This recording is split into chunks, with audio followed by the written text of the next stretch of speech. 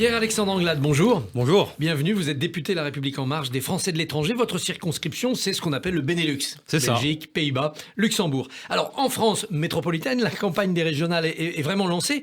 Dernier événement, Thierry Mariani, selon un sondage Elab, qui battrait Renaud Muselier en triangulaire, et il serait à 50-50 si la gauche se retire. L'alliance de Renaud Muselier avec LREM, est-ce qu'elle n'est pas finalement contre-performante ? Moi, je crois que la démarche politique qui était amorcée par Renaud Muselier et la majorité était absolument nécessaire. Parce qu'en PACA, il y a un risque rassemblement national qui est réel. On l'avait vu aux précédentes élections régionales où Marion Maréchal Le Pen avait fait près de 41% des voix au premier tour de l'élection régionale et on a vu que depuis lors, le Rassemblement national a progressé dans la région. 43 là au premier tour. Et donc il y avait la nécessité, j'en suis convaincu, de rassembler les forces démocrates, républicaines, pour proposer un projet alternatif à la région. Et au fond, ce que les électeurs aujourd'hui rejettent, ce sont ces accords d'entre-deux tours un peu obscurs où les uns et les autres se rallient pour faire battre un candidat. Moi, ce que je pense, c'est que la démarche qui a été la nôtre et celle de Renaud Muselier était la bonne. C'est-à-dire de se rassembler dès le premier tour, de proposer un projet pour la région qui soit alternatif à celui du Rassemblement national. Et c'était, à mon avis, la meilleure façon de faire. Maintenant, il y a eu tout l'imbroglio autour de ce rapprochement qui a suscité beaucoup de doutes. La faute à qui ? À Jean Castex qui a décrété ça depuis Paris ? La faute à Christian Jacob ? La faute, je le crois, à la famille du Parti des Républicains qui s'est divisée, s'est déchirée sur cette question. Du côté de la majorité, il n'y avait pas d'ambiguïté. Nous avons toujours fait le choix du rassemblement contre le Rassemblement national. Et là où les Républicains avaient l'occasion, au fond, de créer un grand rassemblement pour essayer de défaire Thierry Mariani et le Rassemblement national, ils ont préféré se déchirer parce qu'ils ont un agenda politique très clair qui est celui de l'élection présidentielle de 2022 et qui n'est pas celui de la région. Et donc, ils ont estimé que, au fond, si nous venions à nous rassembler, ça risquait d'édulcorer leurs chances pour 2022. C'est un calcul politicien dangereux. Et puis par ailleurs, on voit qu'en PACA, et puis même pas qu'en PACA, il y a une partie des élus du Parti des Républicains qui aujourd'hui ne sont pas clairs sur la ligne politique. C'est-à-dire, ils regardent aussi Marine Le Pen en se disant pourquoi pas un jour travailler avec elle. Quand je vois les offres de services que fait Marine Le Pen à Éric Ciotti et Nadine Morano et que ces deux personnages politiques, représentants politiques, ne demandent pas formellement la possibilité de travailler avec elle, quand je vois la porosité qui existe entre les listes de Gilles Plattret en Bourgogne et celle de Nicolas Dupont-Aignan dans cette même région, eh bien je me dis qu'effectivement il y a une partie de la droite républicaine qui n'est plus tout à fait républicaine et qui tend à regarder de plus en plus vers le Rassemblement national. Alors le trouble existe aussi en Ile-de-France. Gérald Darmanin considère certains militants En Marche a rendu service à Audrey Pulvar en mettant les projecteurs sur elle, en critiquant ses propos sur la police. Donc il aurait affaibli votre candidat Laurent Saint-Martin. Est-ce que vous comprenez cette réaction des militants de base ? Moi, ce que je comprends, c'est que Gérald Darmanin a raison de défendre l'institution policière. Que dirait-on si Gérald Darmanin se taisait face aux attaques répétées d'une partie de la classe politique française, en particulier venue de la gauche, du Parti socialiste, d'Europe Écologie Les Verts, de la France insoumise, qui n'ont de cesse maintenant depuis le début de ce quinquennat de s'en prendre à l'institution policière. Fallait-il porter plainte, puis la retirer je crois que Gérald Darmanin a eu raison de s'ériger et de brandir cette menace. Maintenant, il a tendu la main à Audrey Pulvar pour qu'ils puissent discuter, pour qu'ils puissent échanger leurs vues. Elle a décidé de la saisir et je pense que c'est la bonne chose. Vous savez, on est dans un temps de doute et de confusion. Et dans ce temps de doute et de confusion où nous sommes en responsabilité, je pense que notre devoir, majorité présidentielle et gouvernement, c'est de ne pas rajouter du brouhaha et de la confusion. Et c'est ce que Gérald Darmanin a décidé de faire en tendant la main à Audrey Pulvar pour sortir de cette affaire dignement. Est-ce que le Front républicain, au second tour, face au RN, ça va encore marcher ? Est-ce que c'est une idée morte ?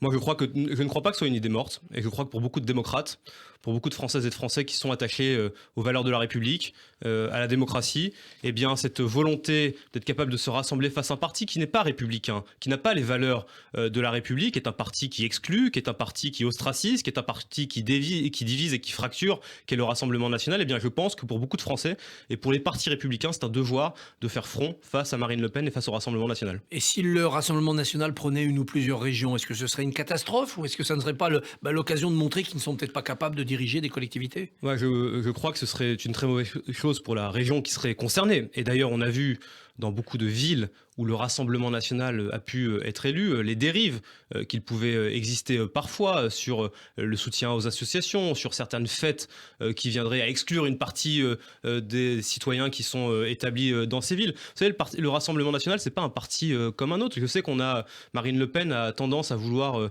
gommer l'image sulfureuse qui l'accompagne. Il faut regarder son entourage, celles et ceux qui constituent la liste en PACA, les identitaires purs et durs, certains racistes, d'autres antisémites. Il faut mesurer ce qu'est le Rassemblement national et ne pas oublier. Et si Marine Le Pen a gommé cette image, il reste dans l'ADN et dans les militants et dans les cadres du Rassemblement national quelque chose de profondément anti-républicain. Est-ce que vos électeurs installés à l'étranger, est-ce que vos interlocuteurs étrangers, quand vous allez dans ces trois pays, s'inquiètent de 2022? Est-ce qu'ils vous disent, est-ce que Marine Le Pen va gagner?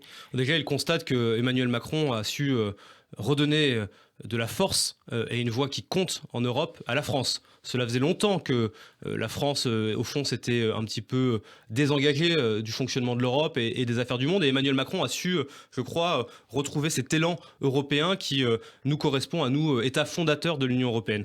Et il regarde évidemment avec beaucoup d'attention ce qui se passe en France, parce que ce qui se passe en France n'est jamais neutre. Vous savez, la France est ce grand pays au cœur de l'Europe qui a inspiré beaucoup de nos démocraties, qui a rayonné par sa culture, par son identité. Et donc, quand il voit la menace, le risque de l'extrême droite en France, ce n'est jamais anodin, mais vous savez, d'autres pays européens ont fait le choix de l'extrême droite, ils en sont très rapidement revenus et beaucoup nous disent soyez vigilants parce qu'il n'y a jamais rien d'anodin à avoir l'extrême droite au pouvoir, que ce soit dans une ville, dans une région ou à la tête de l'État. Le président de la République part aujourd'hui pour le Rwanda, où il ne veut pas donner dans la repentance par rapport au génocide de 1994, mais est-ce qu'il pourra l'éviter après la publication d'un rapport assez consensuel qui montre les responsabilités françaises? D'abord, il faut remarquer que le président de la République, Emmanuel Macron, depuis son élection, a le courage politique de regarder en face l'histoire de notre pays. Ce qu'il appelle déconstruire l'histoire, c'est ça? Non, c'est pas déconstruire l'histoire, c'est être capable de regarder toutes les pages de notre histoire, de les recontextualiser pour mieux les expliquer.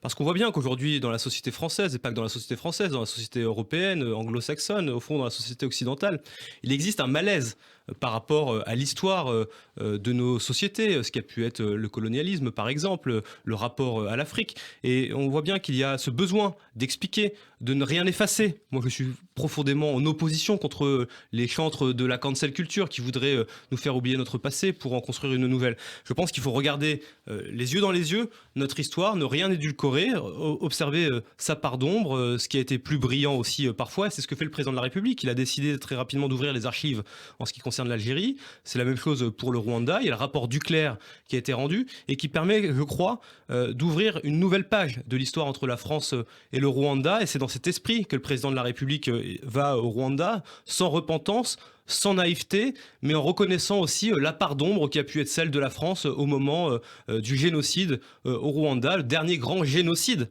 du XXe siècle, qui n'a pas encore toute sa place, je le crois, dans l'imaginaire collectif et dans l'histoire collective de notre pays. C'est important que le président de la République fasse cette démarche aujourd'hui au Rwanda. Avant de partir, il a donné 2 interviews, une à McFly et Carlito sur les réseaux sociaux pour les jeunes, et puis une interview fleuve très intellectuelle dans la revue Zadig. Ça, c'est un président en campagne présidentielle.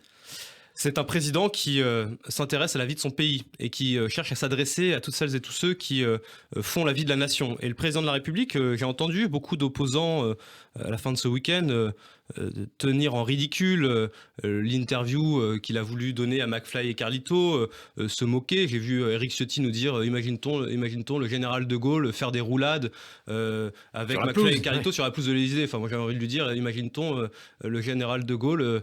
Éric Ciotti a plutôt envie de faire des roulades avec Jean-Marie Le Pen aujourd'hui. Donc vous voyez bien le décalage qui existe entre la droite républicaine et nous. Mais ce que je veux dire, c'est que le président de la République a raison de s'adresser à cette partie de la population, parce qu'on voit bien qu'il y a une partie de notre jeunesse qui ne s'informe plus, qui ne s'intéresse plus à la vie politique comme elle le faisait autrefois. Donc c'est bien la campagne présidentielle qui commence. Mais c'est une façon de s'adresser à une partie de la population. Et de la même façon, quand tu vas parler à Zadig, cette interview est extrêmement intéressante, il faut la lire. Elle fait 19 pages, c'est assez dense. C'est une interview au long cours qui nous permet de sortir de cette habitude que nous avons, nous, responsables politiques, de la petite phrase. souvent, parfois mal inspiré. Et Emmanuel Macron, hier, il a au fond révélé ce qu'était sa France à lui, sa carte sensible entre Amiens et Bagnères de Bigorre et Paris, cette géographie de la France, cette culture, ces terroirs qu'il aime tant. C'est donc bien la campagne présidentielle. C'est une réponse à celles et ceux, notamment au Rassemblement national, Marine Le Pen ou Jordan Bardella, qui expliquent qu'Emmanuel Macron ne serait pas de France. Vous savez, on nous l'a beaucoup dit à une époque. Puis Jordan Bardella qui nous disait Emmanuel Macron est un banquier froid qui gère la France comme on gérerait une salle de casino. Eh bien, Emmanuel Macron, il démontre par cette interview son enracinement dans la France parfois périphérique et son amour de la France. Alors le variant indien menace, quarantaine imposée aux voyageurs qui viennent du Royaume-Uni, le pass sanitaire qui donne de l'espoir, notamment aux Français établis hors de France pour circuler cet été. Est-ce qu'il ne sera pas écrasé, ce pass sanitaire, par les mesures nationales, une quarantaine par-ci, des tests PCR par-là? Ce pass sanitaire, c'est un des éléments pour retrouver notre liberté d'aller et venir en Europe et même en dehors d'Europe, que ce soit par exemple Israël ou les États-Unis d'Amérique. Et c'est une des conditions pour retrouver notre mobilité. Moi, j'ai bon espoir sur la capacité des Européens, à partir du moment où ils instaurent ce pass sanitaire, qu'ils lèvent dans le même temps toutes les contraintes. C'est-à-dire qu'à partir du moment où on décide à 27 d'avoir un pass sanitaire harmonisé, selon lequel vous devrez justifier d'un PCR, d'une rémission ou d'un vaccin, eh bien vous devez pouvoir circuler librement en Europe sans contraintes. Ces contraintes ont duré depuis maintenant trop longtemps. Elles ont largement pesé sur la vie de centaines de milliers, sinon de millions de Français les États et d'Européens. Oui, mais les Européens ont la raison de garder cette possibilité de durcir parce que depuis maintenant 1 an et demi, cette épidémie nous a appris qu'elle était capable de nous surprendre et qu'elle pouvait à tout moment redémarrer, qu'un variant pouvait arriver. Donc c'est normal de garder des mesures de freinage, c'est normal de garder des garde-fous. On ne demande pas de désarmer les États. Mais c'est important aujourd'hui, à un moment où l'épidémie est en train de reculer en Europe, et ça fait maintenant longtemps qu'on l'espérait, à un moment où elle recule, eh bien, de permettre à nos concitoyens qui sont établis à l'étranger, en France ou en dehors de France, de pouvoir circuler avec plus de liberté. Et pour le redémarrage économique, Bruno Le Maire déclare dans Les Échos, le quoi qu'il en coûte ne peut plus être la règle. C'est le début de la rigueur ? Non, c'est le début du retour à la vie normale.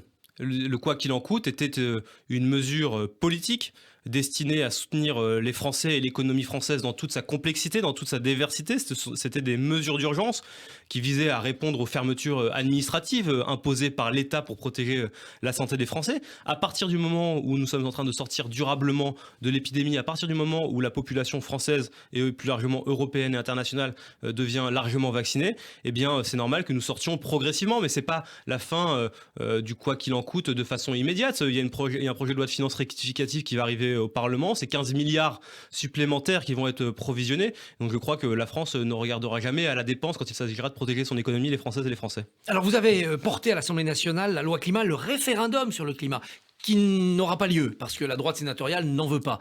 Comment vous allez relancer cette idée ? Mais nous sommes sur une ligne qui est constante. Nous voulons le référendum pour le climat. C'est très clair. Le président de la République a pris un engagement politique devant la Convention citoyenne pour le climat qui était d'inclure la protection du climat et de l'environnement à l'article 1er de notre Constitution. Et la biodiversité. Oui. Et la biodiversité. Alors, à l'article 1er de notre Constitution. Comment on fait ? Nous avons tenu notre engagement auprès de la Convention citoyenne en gardant mot pour mot la formulation qu'il nous avait proposée en première lecture à l'Assemblée nationale. Le Sénat, qui est une majorité de droite conservatrice, dirigée par Bruno Retailleau et Gérard Larcher, a fait le choix d'édulcorer et de vider de sa substance cette formulation de la Convention citoyenne pour le climat. Ce projet de loi va revenir devant le Parlement. Il va revenir à l'Assemblée nationale prochainement. Et dans ce cadre, nous allons rehausser et rétablir l'ambition que nous étions fixée en première lecture, tout en menant et en continuant à mener les discussions avec nos collègues au Sénat. Vous savez, le Sénat, c'est la chambre des territoires. Et moi, je ne peux pas croire qu'au Sénat, les sénateurs qui ont les pieds fermement ancrés dans leur territoire, ils puissent se désintéresser et détourner le regard de l'urgence climatique. C'est la raison pour laquelle j'ai bon espoir que les sénateurs nous entendent et que nous puissions trouver un accord pour aller au référendum et que les Français puissent trancher cette question par référendum. C'est très important.